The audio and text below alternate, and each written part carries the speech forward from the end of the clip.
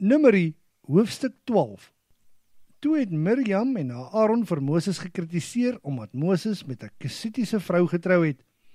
Hy het met 'n vrou uit Kus, wat vandag bekend staan as Sudan, getrou.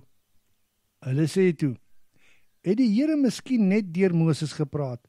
Het die Here nie ook deur ons gepraat nie? Die Here het gehoor wat hulle sê. Tog was Moses baie nederig. Daar was niemand op aarde wat so nederig soos hy was nie. En die Here het onmiddellik vir Moses, Aaron en Miriam beveel, julle 3 moet na die tabernakel toe gaan. Al 3 het toe daarheen uitgegaan. Daarop het die Here in die wolkkolom neergedaal en langs die ingang van die tabernakel gaan staan. Hy het vir Aaron en Miriam nader geroep en hulle het nader gegaan.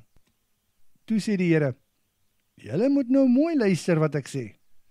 Aan die profete onder julle maak ek myself bekend deur visioene en ek praat met hulle in drome. Dit is egter nie die geval met Moses nie, want in my huis is hy die betroubaarste. Met Moses praat ek direk, van aangesig tot aangesig. Met hom praat ek nie in raaisels nie. Ja, hy het selfs my silhouet gesien. Waar is die respek dan vir hom, dat julle dit waag om so met hom te praat? Die Here het baie kwaad vir hulle geword en het weggegaan. En toe die wolk opstyg van bo aan die tabernakel, het Miriam daar gestaan met 'n velsiekte soos melaatsheid. Sy was so wit soos sneeu. Toe Aaron in haar rigting kyk, sien hy dat sy 'n velsiekte soos melaatsheid het. En Aaron sê vir Moses, my Heer, moet asseblief nie die sonde wat ons in dwaasheid begaan het teen ons hou nie. Laat sy tog nie soos 'n doodgeborene wees, wat wanneer dit uit die moederskoot uitgaan, reeds halfpad ontbind is nie. Daarop het Moses tot die Here geroep.